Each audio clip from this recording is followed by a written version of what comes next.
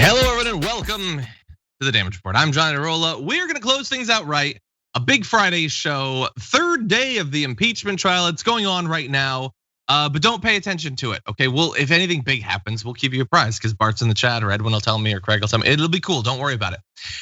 And in the meantime, we've got a lot to talk about, including what went down yesterday in the impeachment trial. Some big updates on the pandemic, not only the pandemic as it is, but the pandemic as it might have been, and a bunch of garbage people. So I'm very excited to see who my guest garbage person will be. I'm a little bit worried about one of the possibilities, but Brett Erlich, welcome all the same. Hi, John, it's me, Brett. I'm so happy to be on the show today because I feel alive, alert, awake, enthusiastic. It's Friday, and I am just horny to be with you.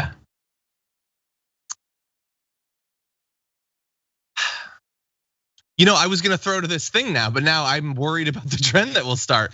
What's going on Twitch soon, Brett? So Twitch this evening after at 6 p.m. Pacific, 9 p.m. Eastern. So this is not the graphic we're gonna throw to. We have Common Room tonight, and tonight's Common Room is myself, Norma, who makes the graphics, Tim, who runs all the people who make graphics and stuff. And then also the last person is someone that I'm really excited also to have on, Julie. Julie, who does the Instagrammy stuff and the PR stuff. And Julie's gonna be on there. And I don't know what she's drinking, but the last time she gave me something to drink, it was this awesome Filipino like beverage that was delicious and citrusy, and I don't know what it's called, but it was fantastic. So we'll see how that goes down tonight on the Common Room. And then Sunday is Valentine's Day, and we at our household, the Brett and Brooke home, have a Valentine's Day Lonely Hearts mixer that we will be hosting at twitch.tv/TYT. This is the graphic where we will have fun, drinking, games, fun. We'll play Among Us, Jackbox. Show up. If you ain't got nothing to do, just go to twitch.tv/TYT and we can play some games together. I'm gonna share. I frequently delete the like PR emails that I get because I'm on a list of people who work in news. But there is one thing that I do want to share with everyone that this is the first time I've really asked for more materials because they don't really have anything to do with the kind of news we cover typically, but this one does match, and I've asked for more materials. It's shibari tying up. It's this weird, kinky Japanese ritual of tying people up in very intricate knots, and we're gonna explore that. Oh God!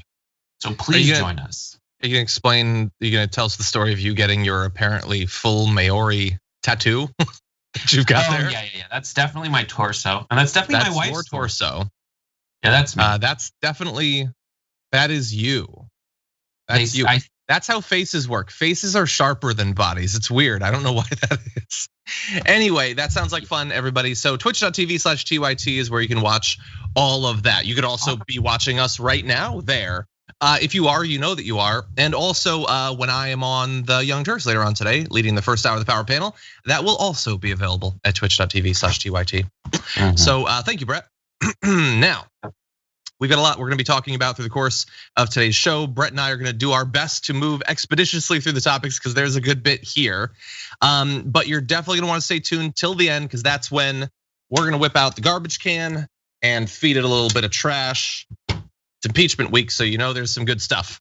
But before all of that, please hit the like button, share the stream so the people know we're live, and we'll be responding to your comments as we go. And with that said, Brett, why don't we jump into this thing? Let's do it with the proper microphone activated. Thank you, chat. That does sound good. I like that. I didn't even notice. This is how engaged I am.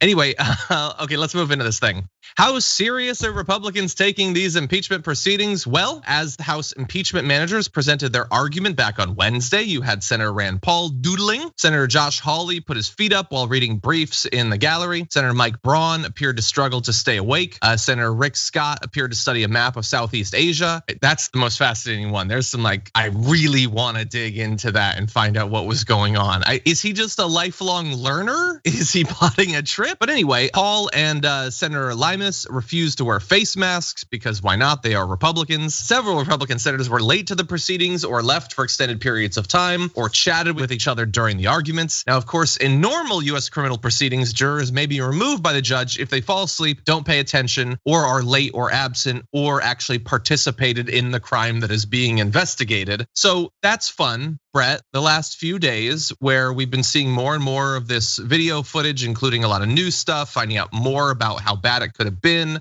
and how bad it actually was. They have been pretty much checked out from the very beginning. And that isn't even actually the worst thing they've been doing. We'll turn to that in a moment.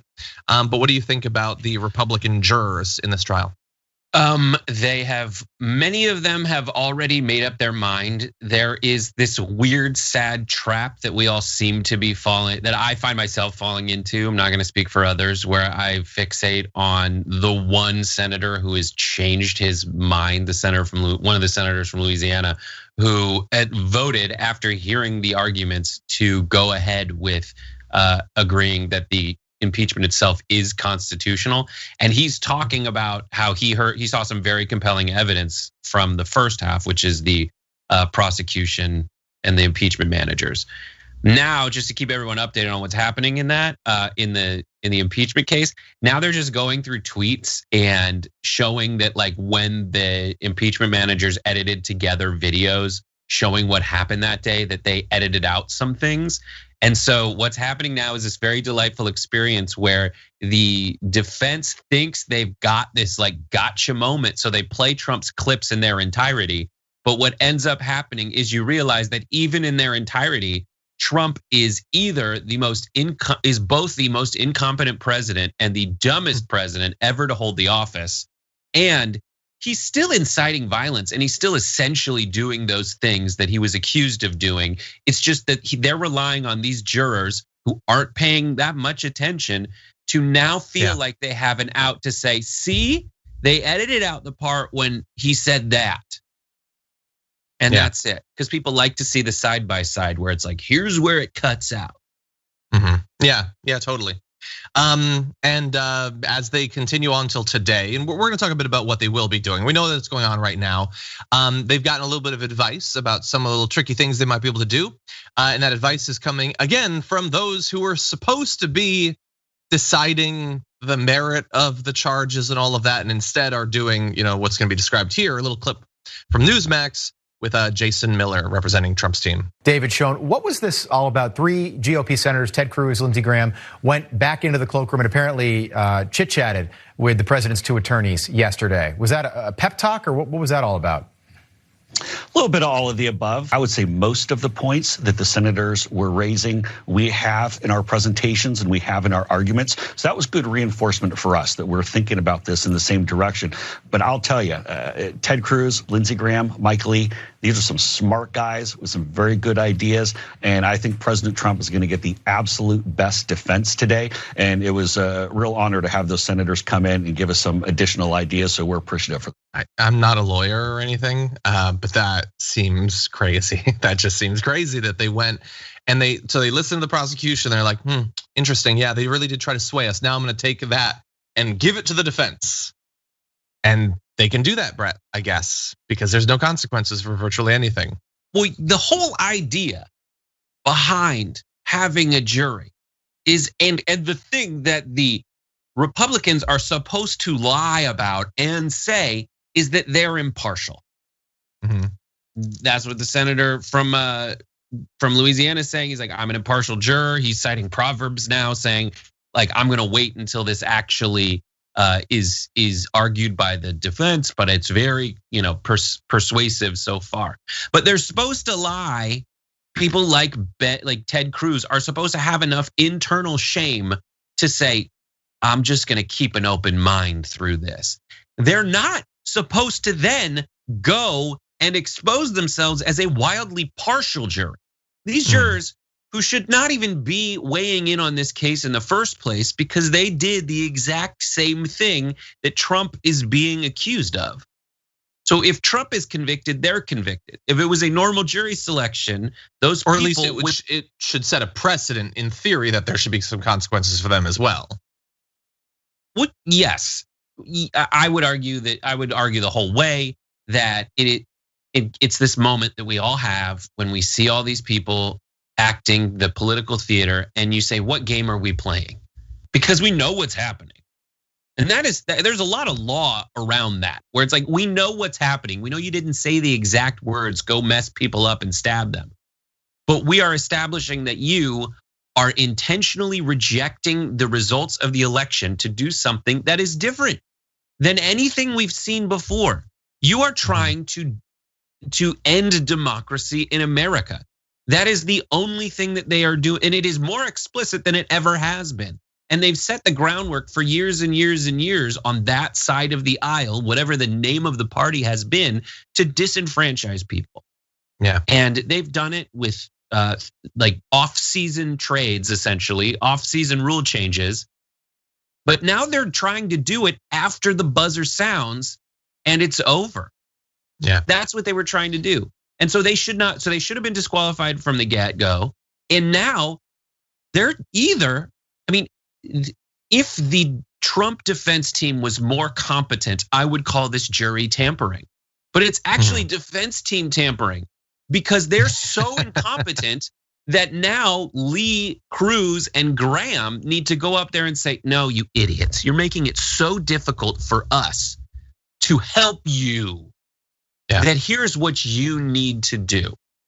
But and it's just another level than they already had. Like, they were already going on cable news to tell the defense team what they should do. Like, that's what Graham has been doing. He's been going on Hannity and saying, here's what I want to hear. Now, I guess that wasn't direct enough. So now they're just going and meeting directly with them. And again, like, I don't know what the answer is. The system has been set up with a combination of some regulations written into the Constitution and some norms. And one of those norms is the assumption that you're not gonna have people this corrupt, this partisan, immune to any reason, and buttressed by a base that desires those things. The expectation baked into the Constitution appears to be that if you get these, like wannabe dictators, if you get these incredibly corrupt leaders, the people will turn against that. But that's a dumb assumption. If they think, well, this guy's awful and wants to end democracy and all of that, but he wants to do it and he's saying it's for me, a lot of people, it turns out, will find that to be very appealing. Yeah. Yes. As we're filming this, the Trump defense is doing their thing. And we're gonna talk a little bit about some of the predictions going into it, and then a little bit of what I've been able to absorb during our prep for the show. We know that the former president's lawyers were expected to assert that his remarks to supporters that day are protected under the First Amendment, an argument that the House managers sought to preemptively rebut as they addressed senators on Thursday, because obviously, like, the idea that you can't say things that will imminently lead to violence is the most obvious and well-established component of the First Amendment imaginable, but I guess we're gonna have to relitigate that. Mr. Trump's lawyers may also return to the matter of whether it's constitutional to hold the trial in the first place, which the Senate has already weighed in on. We've already had a vote and 6 Republicans joined the Democrats, but sure, spend a little bit of your limited time. And it's limited both initially, but it's gonna even be more limited by choice. So Mr. Trump's defense team has up to 16 hours over 2 days for oral arguments. But one of the lawyers says they may only use 3 to 4 hours. They might be done in like 2 hours. Once that's done, senators will have up to 4 hours to question both sides. And I'm sure there's gonna be a lot of really serious, intellectually curious, incisive questions coming up, Brett. The fact that they are going to use 3 to 4 hours speaks to how much the fix is already in. It speaks to how little, and it reflects all the stuff that we've already talked about on the show, which was that the Republican senators aren't really paying attention. They have already made their political calculation as to whether it is okay for them to vote to convict Trump. And there's already been a lot of like field, hall passes handed out where folks can vote against the president because it takes 17 defectors to essentially convict. So it doesn't really matter, and they don't really have much to say. They are going to go back to this First Amendment argument. It is kind of baked in to It is baked into their attempt to say, like, listen, we can say what we want to, Trump can say what he wants to say. But there's just something that's very shocking to me is when we think back on what was holding the democracy, the American democracy together, it was a decision made by Donald Trump that he probably wildly regrets. And if given the opportunity to remedy it in the future, will never make again. And it was to look around and be like, what establishment figure is crazy in all the ways I needed to be crazy, but establishment enough for me to kind of get the blessing that I'm not gonna get too crazy. And the answer was Mike Pence as vice president. And that was all that was really standing between us and all of this, right? Was Mike Pence was pretty crazy. I mean, crazy, like gay conversion therapy crazy, but not so crazy that he would like say, I'm gonna go along with it with Trump on this. And next time, if Trump is able to run again, willing to run again, hasn't died before that time from very, very natural causes that he is inflicting upon himself, especially now that I'm sure he's stress eating nonstop. But he will choose some lackey because he's proven he will choose some lackey. That's funny. He will choose some lackey who also will make the calculation that is being borne out right now, that the establishment of the party will go along with the winner no matter what.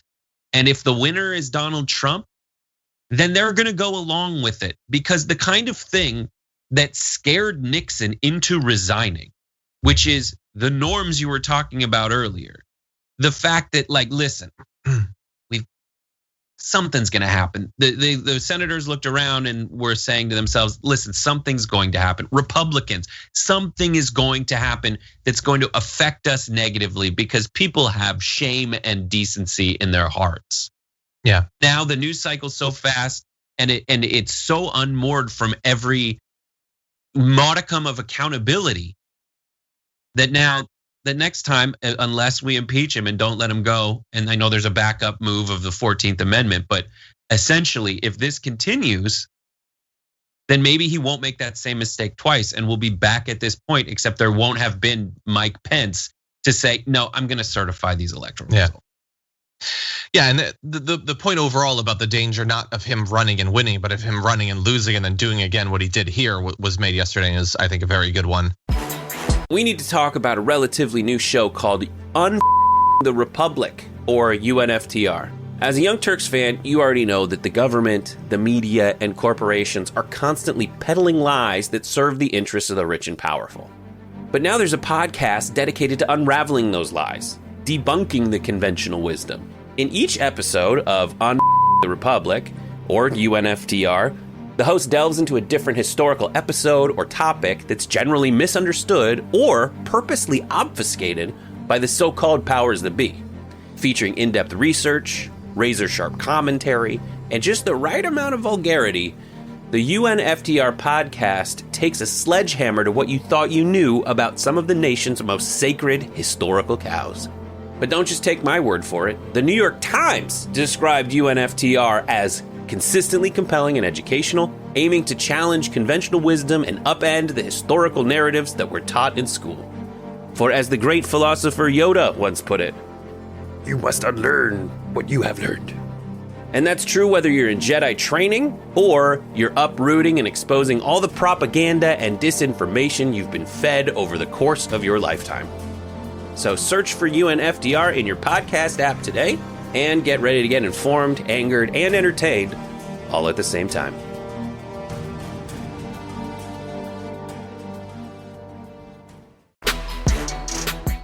Some of the predictions about what the defense is going to be about are turning out to be true. A lot of people in the chat are correctly saying that it's just whataboutism. That's all that they're doing right now. They're trying to take any statement that they think is as bad and say, well, look, this other person said this thing in a totally different context that didn't result in violence and wasn't part of a pattern of glorifying political violence, and saying that makes it all the same.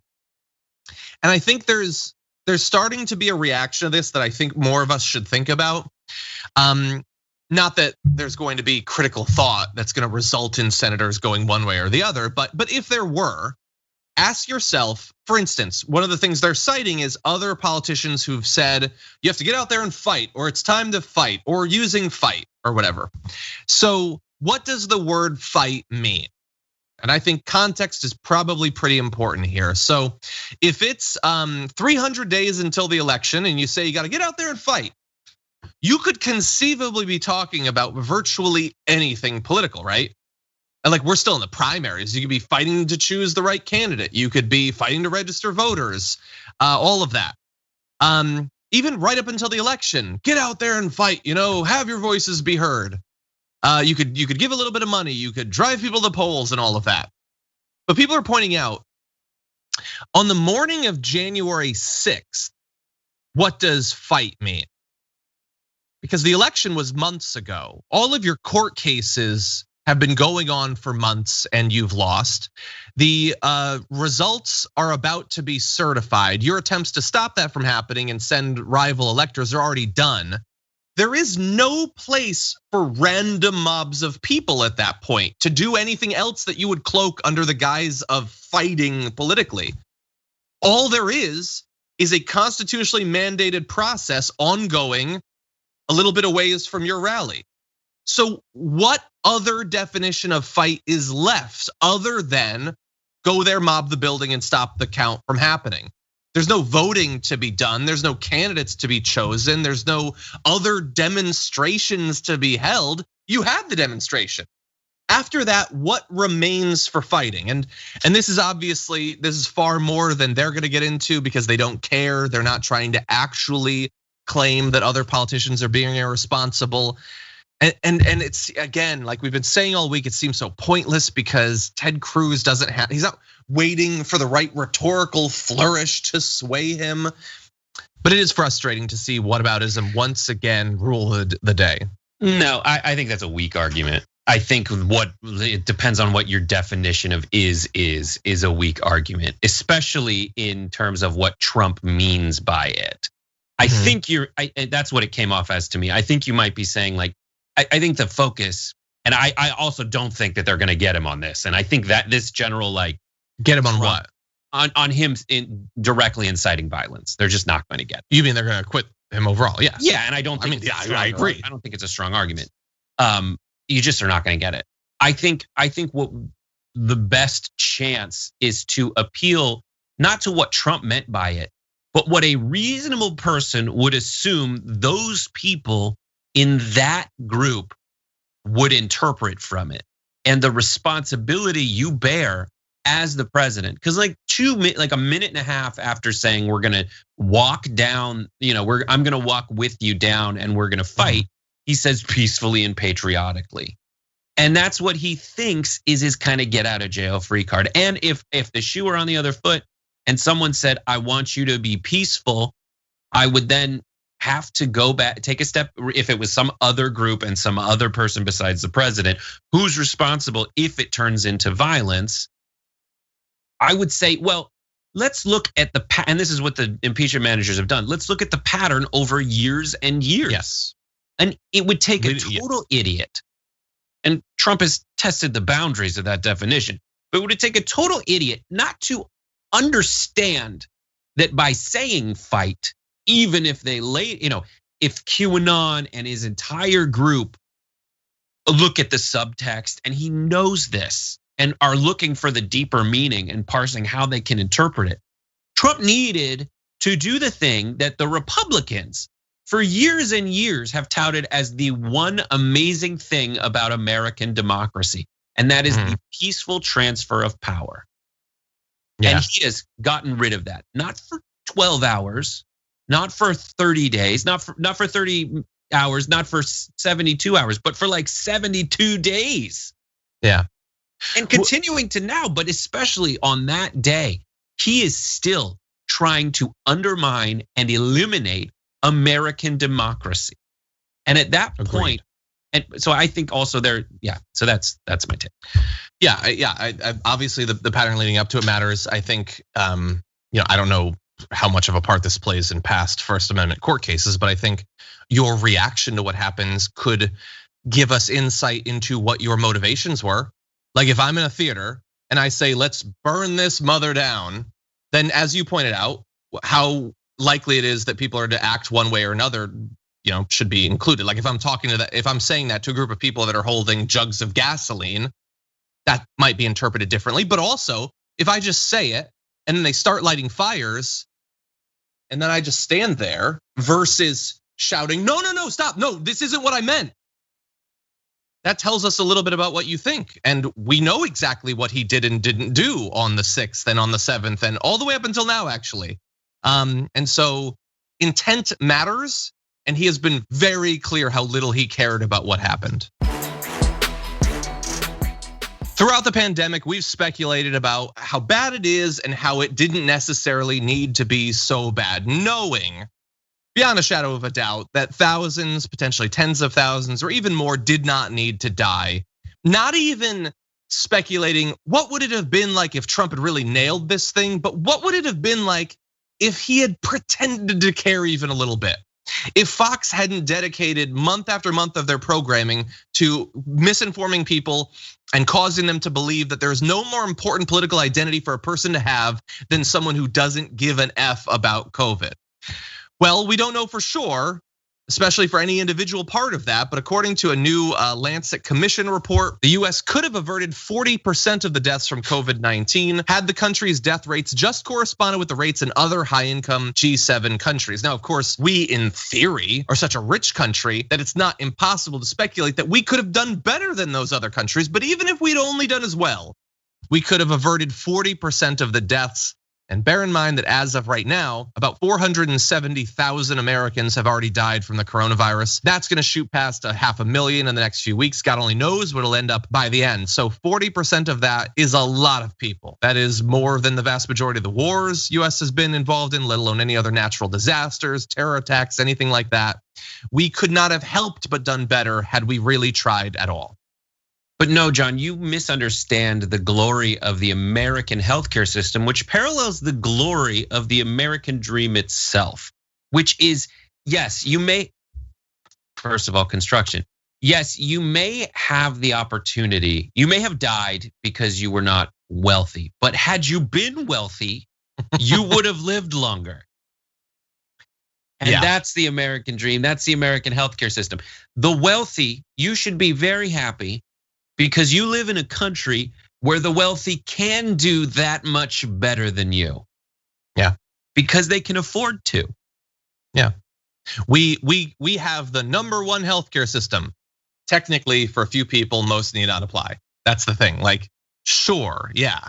And by the way, some of those who were involved in this, I think agree that this is, look, obviously the acute thing is Trump and not caring and right-wing media and all of that. But really a lot about America really played into this. So Dr. Mary Bassett, director of Harvard University's FXB Center for Health and Human Rights, said, the US has fared so badly with this pandemic, but the bungling can't be attributed only to Mr. Trump. It also has to do with these societal failures. That's not going to be solved by a vaccine. And those societal failures, there's a lot that goes into that about our healthcare system, the lack of both access and, more importantly, affordability. That is a situation that has been bad for a very long time. It was made worse under Trump. And if you go into the actual study, they show decrease in health insurance coverage rates amongst different groups like Latinos, Native Americans, Alaska Native people, dropping by multiple percentage points. That is millions of people who ended up not having insurance, who went into the Trump administration having it. But that number is as high as it is because we haven't fundamentally solved the problem of access to health insurance and healthcare. So look, there's a lot here.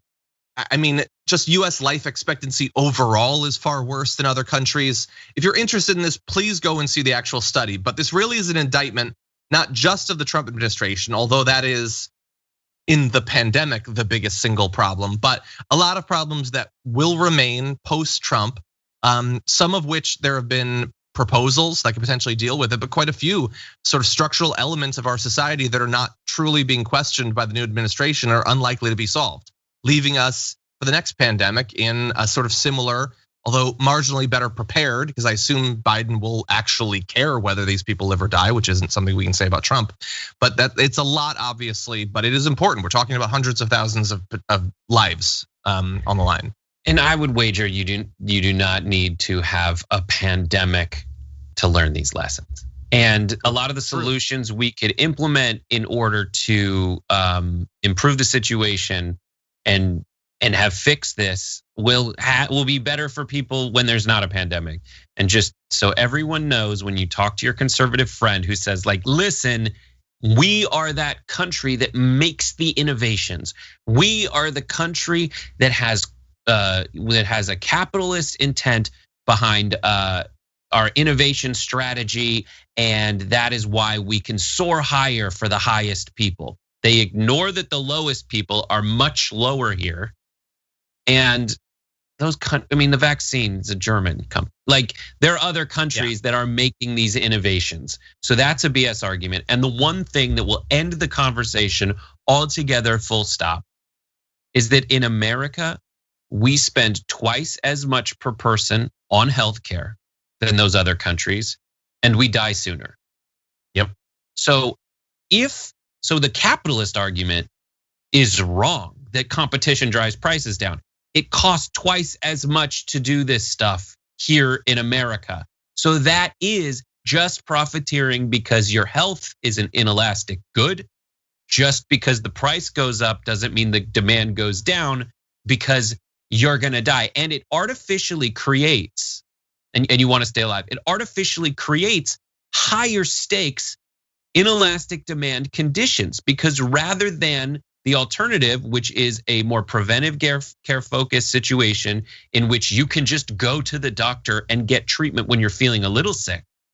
People avoid the doctor like not just the plague, but a financial plague, because it will ruin them. And they don't go until they're in a position where they are sick enough where they have to spend every dollar they have or will ever have through debt to stay alive. And it just is it's a worse system than the alternative. It is, and this is one of the situations where an oversimplified take that I probably give very often is nobody learned anything, nothing matters, all of that. It's not true. Like, some of what you're pointing out there, I think people learned some things about our healthcare system last year. I think that there was some learning.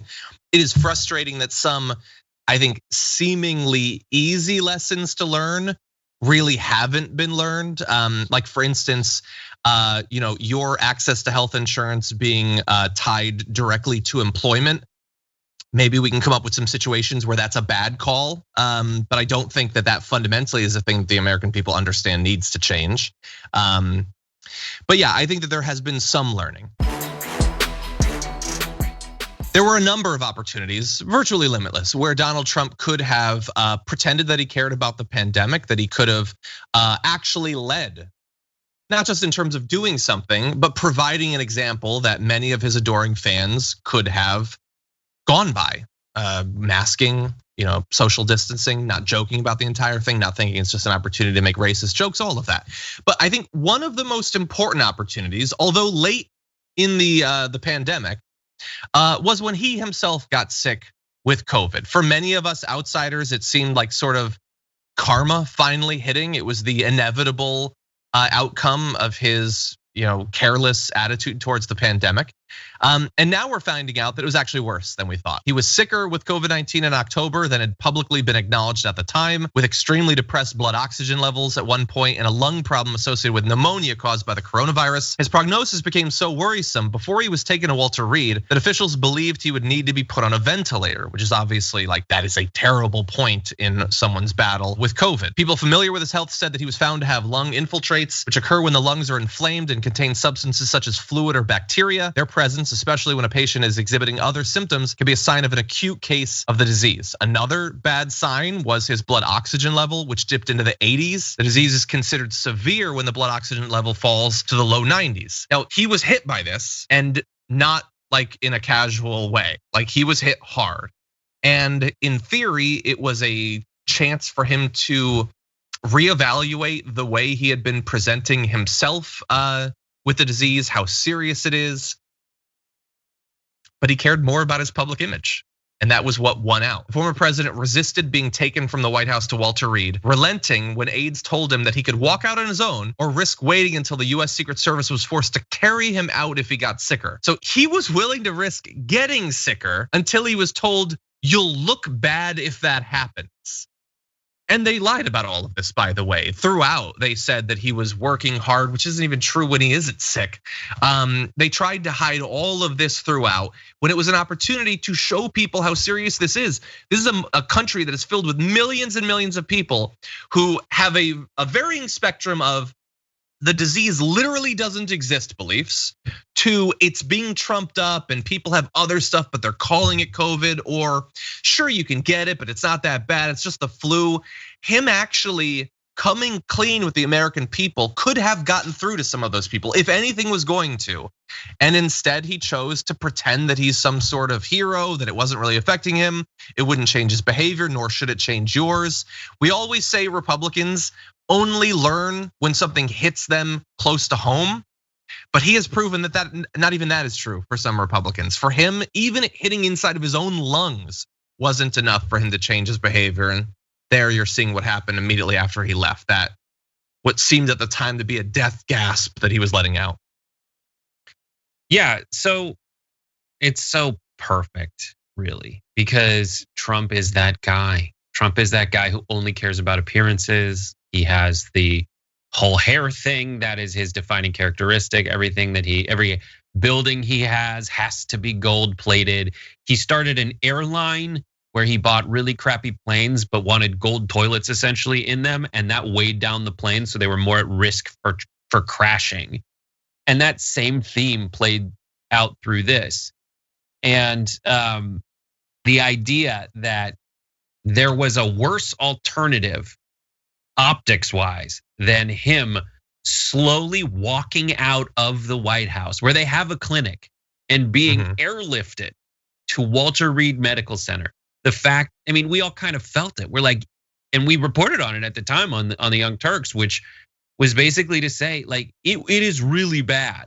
It is really bad, and we're all thinking, what if he dies? We wouldn't have thought that if it was like with Leahy. They were like, they took Leahy to the hospital, and then he was back on his feet in like a few days. But Trump 100% got airlifted to a private wing of the medical center.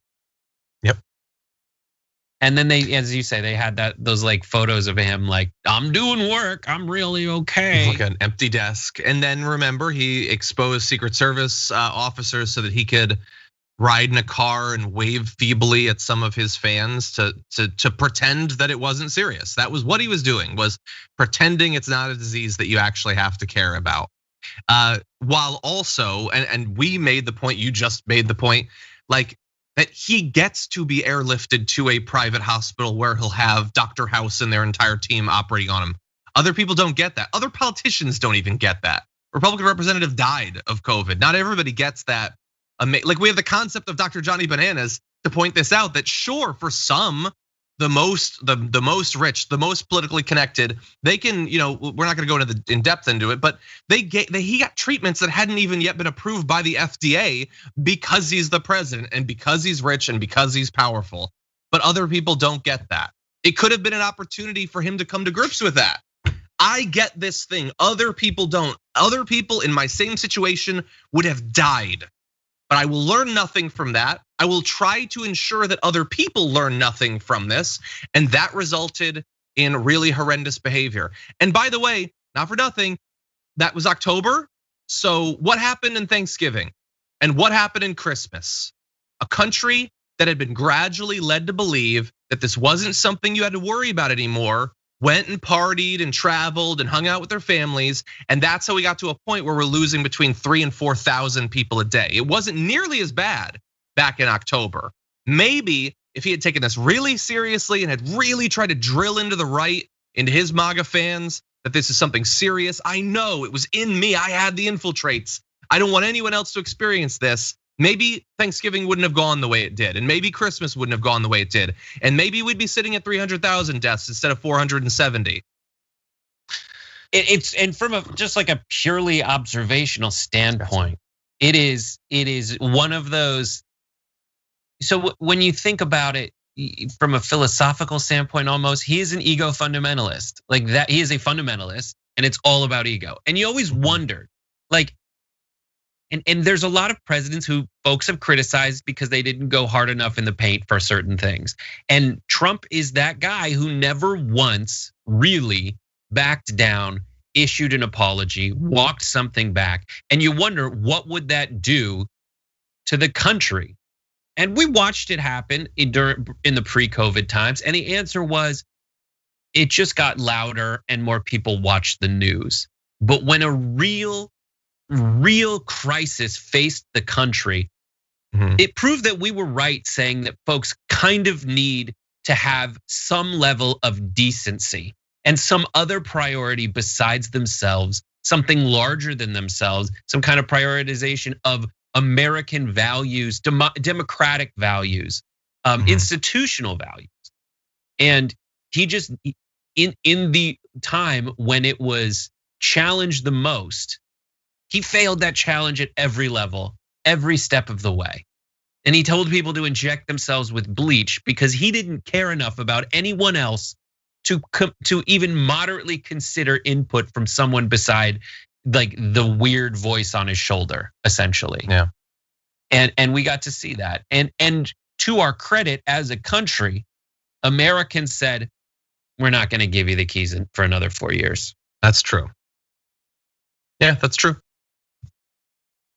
That's what we got. And almost certainly, like, if he, again, not if he had really nailed this thing, he'd done exactly what I would have wanted, but if he had pretended a little bit, if he had literally just said every once in a while, yeah, you should wear a mask, because it's a deadly disease, then he'd still be president.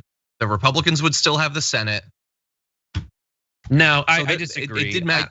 You don't think that would have? He would have won, and I totally get your point. But so much of that ship had sailed.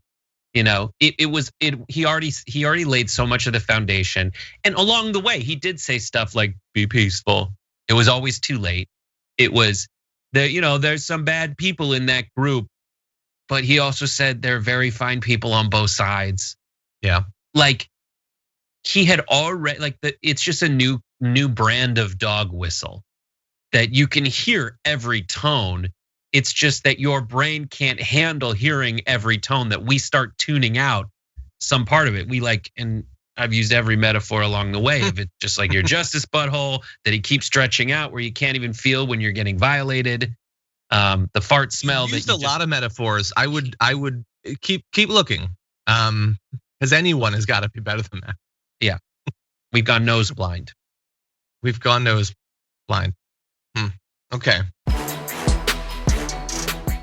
We don't know exactly yet what the stimulus bill is going to look like in terms of the checks, raising the minimum wage and all of that. But we do have aspirations, we have hopes, things for, even beyond it. Things like canceling student loan debt and all of that. This is a national conversation that is going on right now. And so on the right, what is their contribution?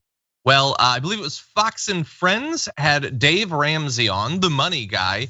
And here is what he had to say about canceling student loan debt. Well, to start with, we need to understand we got $1.7 trillion in student loan debt. 192 billion out of that, not so much. Let's do some ratios, folks. If we're gonna do math, we probably ought to play math. Now, on top of that, when you dig into it, the whole idea that student loans being forgiven is going to stimulate the economy, that assumes that people were getting ready to pay them off this year and instead would use that same $40,000 that they were getting ready to pay off their student loan and stimulate the economy with it. Again, that's economic hogwash. It's smoke and mirrors. It's simply not going to happen.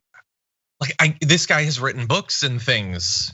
He's the money guy, and I don't know anything, but I know that that's wrong in multiple different ways. Brett, first your thoughts. It's like you just said that there's a lot of people that are going to be. You're complaining that it's going to affect things negatively, right? He's basically saying we don't need this. It's part of a problem, and then saying that there's no benefit and there's no benefit to doing it.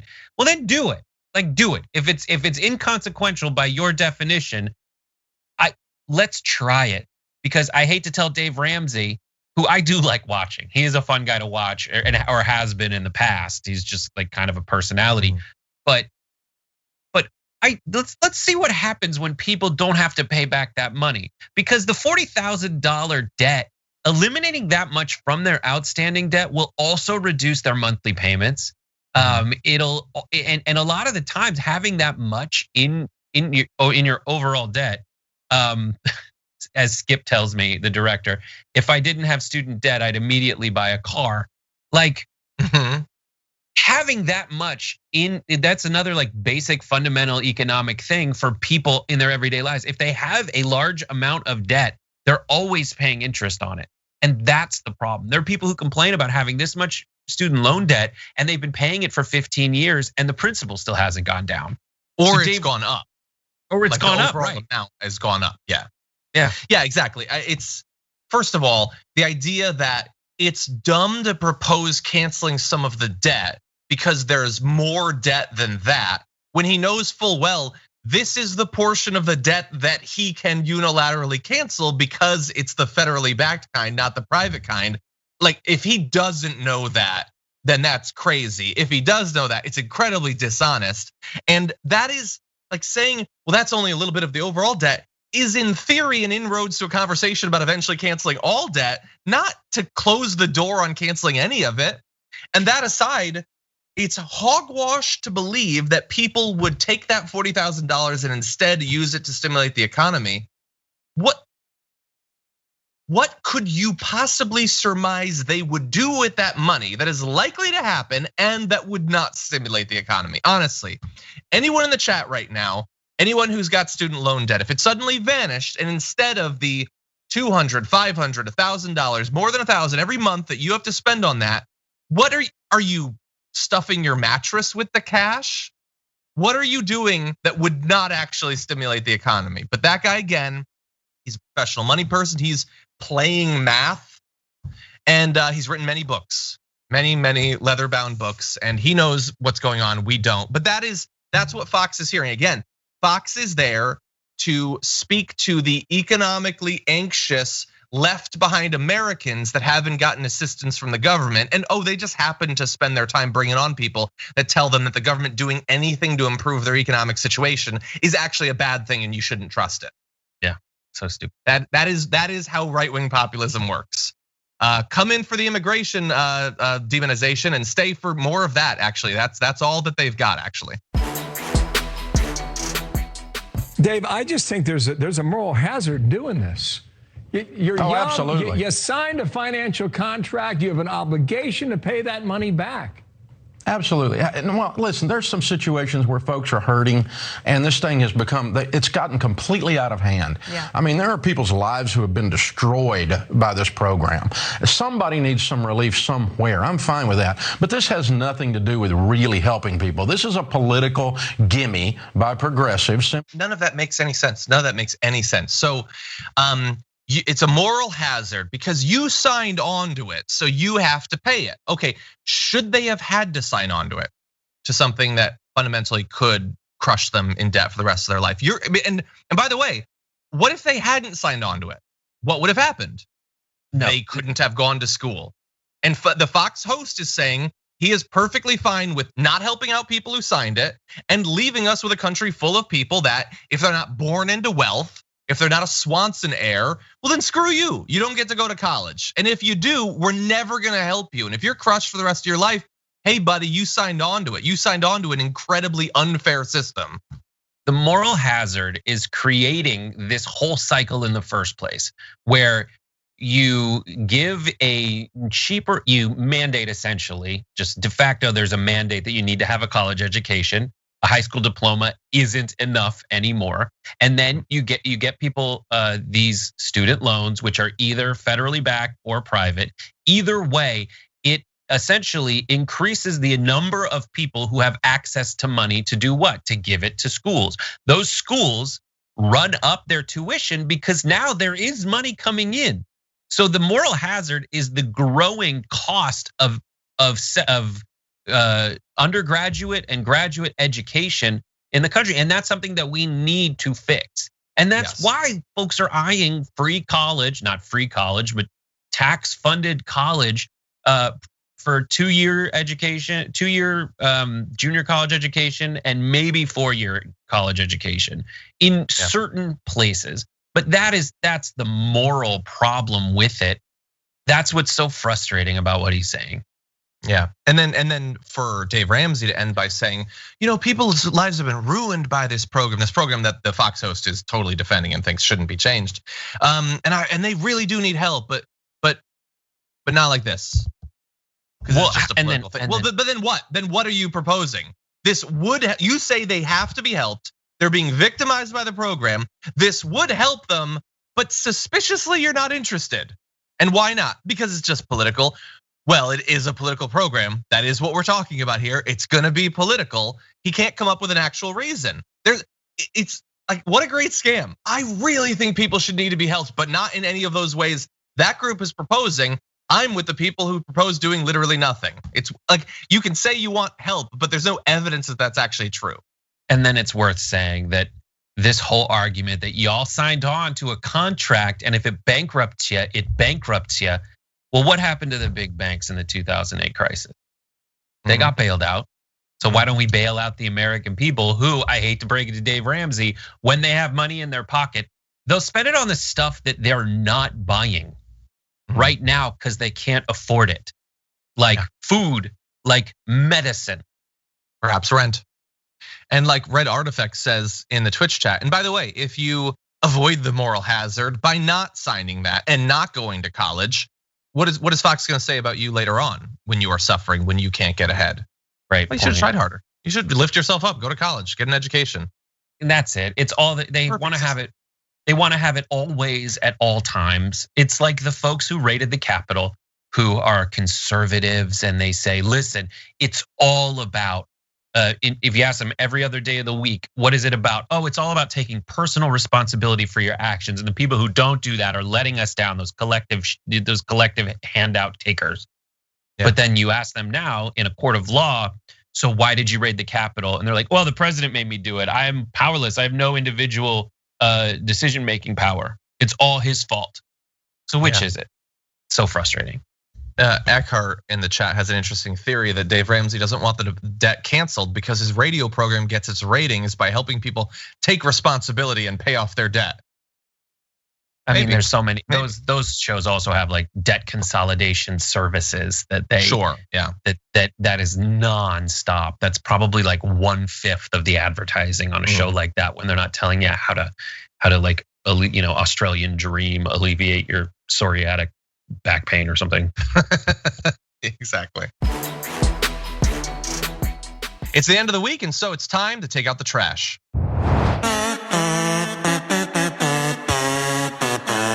Okay, Brett, we've got our garbage can here. Who's going in it this week? My garbage person, I didn't want to do this. I didn't want to choose him because it sounds like such like a plug and play, he wasn't trying this week kind of person, but it is Tucker Carlson. Tucker Swanson bro Carlson. So there's a couple clips from last night on Tucker's show that really infuriated me. The first is how he's trying to say that he's getting canceled by everyone else in the media, and Fox, who is under fire for essentially fanning Trump's flames of lies about democracy and wants to be held, and people are trying to hold them accountable for it. He says, no.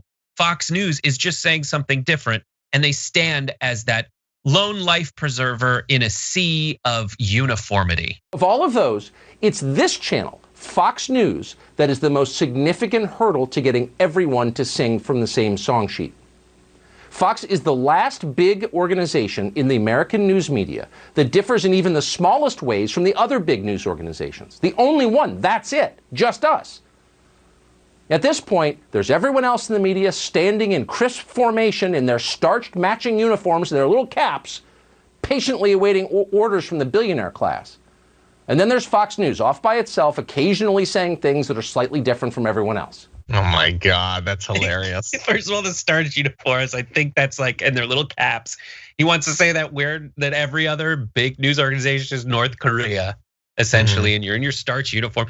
Dude, you, Tucker Carlson, are a starched Oxford shirt come to life. He has starch on his shirt as he's saying that. And like, dude, I hate to tell you, but you look, and earlier he talks about like, I think Anna Navarro and the arguments that she memorized at Dartmouth. Like, dude, you are a cartoon drawing of Ivy League elitism, period. That you're a floppy-haired, pleated pant. That's what you are. And then the idea that it's like, oh, we're different, so we're better. No. Poison food is different from non-poison food. Poison food is not better. So when he says we say something different than everyone else, that's not enough to say that you have some kind of superiority. Because what you're saying is a bunch of lies. The lies about, and he's talking about other people in the media who want to hold Fox News accountable for spreading election lies, specifically about Smartmatic and Dominion voting systems. And what the different thing that he's so proud that Fox News is saying really is essentially made up nonsense that they didn't counteract by providing all the information that was available to everyone else. They didn't provide that on the people's shows who are getting sued until there was a threat of them getting sued. Yeah. So the accountability makes you say the thing that everyone else is saying, but the only reason those other people are saying it is because they are actual journalists doing actual journalism things. You on your show, which is just a series of rhetorical questions and occasional hat tips to white supremacists, he keeps asking those questions, even though, dude, just look it up. This idea that you have a team. The question is not the destination, moron. Especially on a news station. We're different because we don't actually go after news. We don't actually answer the questions. We just ask them. Aren't we quirky and different and neat? That's and Brett. Yeah. What? So there's two things about we're the only ones who ask questions that I like about that he's not being explicit about. So recently, what has he been saying that's different from CNN and MSNBC? What free inquiry has he been defending? Anti-vax stuff about the COVID vaccine and QAnon. That's it. That's it. He wants people who believe those things to watch his show. I get it. Having people watch a show is nice. That is a nice thing. And the other thing is he keeps saying, like, he's talking, we're the only ones who ask questions, and he is ostensibly differentiating himself from CNN and MSNBC. But that's not really what he's doing. We're the only ones that are different. Don't pay attention to OAN and Newsmax. Get out of here. It's only us. We're the only ones. No one else even exists. Because he knows that Fox has lost a lot of viewers to those other networks. And the exact like questioning and open inquiry and anti-cancel culture stuff that he does, he's trying to appeal to the crazies. And he's scared because OAN and Newsmax do a better job of trying to appeal to the crazies because they're crazier, because they don't have the sponsors and stuff like that they worry about losing necessarily. So he's like trying to say that he's a bulwark against the mainstream media, but what he's really doing is protecting his ass. He's worried about other right-wing crazies taking his audience. And the evidence is in there because he used the word big. We're the only big news company doing it. So that's borne out even more by that. And I'm glad you bring up this weird thing he's doing where he's essentially promoting his show and giving people whom he talks to like their children the kind of information you would give to children to get them to watch you say it over and over again every night. And I wasn't gonna make him garbage person for that, but here is what Tucker Carlson said about the woman who got shot in the Capitol and the general reaction from people on his show that airs at 8 p.m. Take a look. Just yesterday, Christoph suggested that this show, the one you're watching, was somehow guilty of terrorism, of violence, something that we've been opposed consistently for 4 years. How are we guilty of that and why?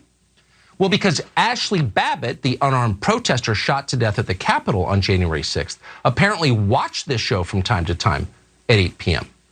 Now, keep in mind that Ashley Babbitt is dead. She paid quite a price for trying to enter the speaker's lobby without permission, and no one mourned her. What kind of country is it, by the way? And we're saying this as a show that was against what they did on January 6th from the second they did it. But what kind of country is it where nobody says, whoa, wait, that's kind of sad? They shot an unarmed woman? Is that really a death penalty offense? How hard-hearted are we that no one can even acknowledge that's sad, which it is? But she was just sad. Yeah. She was just trying to get in without permission. That is an amazing feat of sort of technically describing something, but really missing all of the points of it. And I've mentioned on your show why it's sad that she got caught, that she got shot. It's because she shouldn't have been there. She shouldn't have been deceived by people like Tucker Carlson and believing insane things. That is very sad. 100% right. And the only other thing I'll add is the extra layer that is the reason I said out loud, oh, he's my garbage person, it's Tucker Carlson, is because he's pretending that he's saying we should be sad for her. The night before on his show, he is trying to excuse Derek Chauvin's behavior of kneeling on George Floyd's neck for 8 minutes. And not saying it's sad, saying, no, that guy does drugs. You shouldn't feel bad for him. He refers to her as a killed unarmed person, to Ashley Babbitt or whatever her name was. What about all the other unarmed people who have been shot, killed, murdered by police? He wants you to not think that that's sad at all. Nope. And if he does, it's just in passing so he can make his way more insidious rhetorical point. He says, oh, it's sad, but let me tell you why you shouldn't care. And that's what makes him a garbage person. Exactly.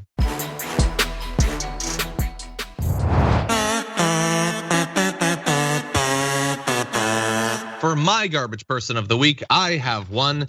And this is about this individual, but it is about this trend. It's something we've been expecting and now it's happening. These are the people who were perfectly happy to stand by for 4 to 5 years and let Trump do whatever he wanted. But now, wait, I also want to be able to do stuff. So would you guys like to pretend that I actually stood up to him and that I'm different from him? And that is for today, Nikki Haley. So she is gonna go in the garbage and then I'm gonna explain. She is the subject of this big article, this thing in Politico, where she is getting some credit for saying, we need to acknowledge he let us down, talking about Trump. He went down a path he shouldn't have, and we shouldn't have followed him, and we shouldn't have listened to him, and we can't let that ever happen again. I am very opposed to the things that he's done. And in that quote, you might think that, but almost everything else, and I'm not just talking about everything else about her time under Trump, never questioning him, all of that. Everything else, even in the interview in Politico, does not buttress any kind of point that she actually disagrees with Trump or is willing to be directly critical of him. She talked to him after the election a number of times while he started to, like spread all these insane conspiracy theories about the vote. He got people whipped into a frenzy, making death threats against pretty much everyone. He tried to overthrow the vote. She talked to him multiple times. And she would just say that like he honestly believes it.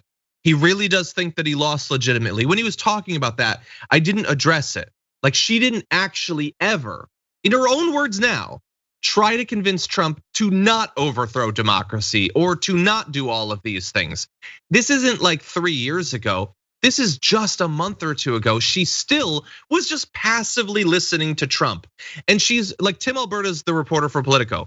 He keeps asking her, but like, it's not true. The things he was saying weren't true. We knew that it wasn't true. He was lying to all these people in her defense repeatedly. And you can go and read it. It's freely available on the internet right now. Was just, he really believed it. He honestly believed it. He's being true when he says that he believes this, even though she knows that it's not true. Now, she also thinks that we need to move past Trump, but is she gonna be a part of that process? Well, with regard to the impeachment, she'd said, I don't even think there's a basis for impeachment. Now they're gonna turn around and bring about impeachment, yet they say they're for unity. I mean, at some point, give the man a break. Move on. Now that was a few weeks ago. Give the man a break, move on. A couple weeks later, oh God, I need to imply that I'm actually different in some way. So again, we don't need to impeach him, but what we need to do, quote, is take the good that he built, leave the bad that he did, and get back to a place where we can be a good, valuable, effective party. But at the same time, it's bigger than the party. I hope our country can come together and figure out how we pull this back. Okay, so how do we do that? Like, how do we move past all of this? How do we make sure that we weed out the bad? He asked her, how should the president be held accountable? And she said, I think he's going to find himself further and further isolated. I think his business is suffering at this point. I think he's lost any sort of political viability he was going to have. I think he's lost his social media, which meant the world to him. I mean, I think he's lost the things that really could have kept him moving. And this is a sentiment, by the way, that we're seeing for more and more Republicans. This headline, even with acquittal, GOP sees trial ending Trump's shot at future office. That is everything you need to know about Nikki Haley and these Republicans, who more than likely never liked Trump, but weren't willing to actually speak up about it. No, they believe we will move on. The country will move past him. He won't be able to run, but we don't want to do anything to produce that. We don't want to actually stop him. We don't want to convict him. We don't want to do anything. We just sort of hope that we can do what we've been doing for 4 years, which is just sort of sitting on the sidelines and assuming that things will get better and trying to make sure that we come out of it looking as good as possible. That is why she and an increasing number of Republicans are garbage people. Yeah, and it's like that reliance on people. So they want to seem crazy to the crazies, sane to the sane, and rely on the thankless job of sanity to keep America together in the meantime.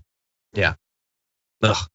Now, the community garbage person of the week, number 5 this week. Thank you to the 10,000 of you who voted on our community page. At 6% of the vote, we have Newsmax host for lying about the number of deaths on January 6th. That is Greg Kelly, who said only 1 person died.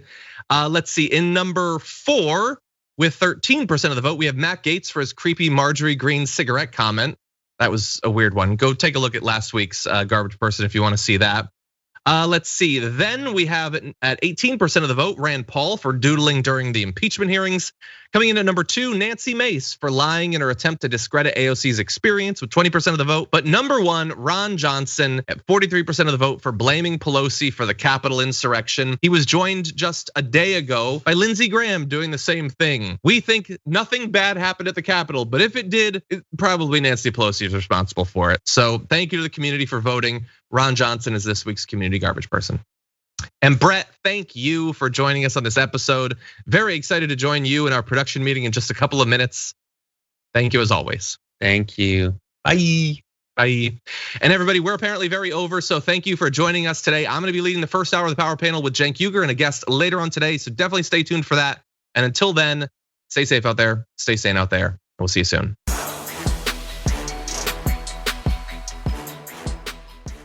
Thanks for listening to the full episode of The Damage Report. Support our work, listen ad-free, access members-only bonus content, and more by subscribing to Apple Podcasts at apple.co/TYT. I'm your host, John Adarola. I'll see you soon.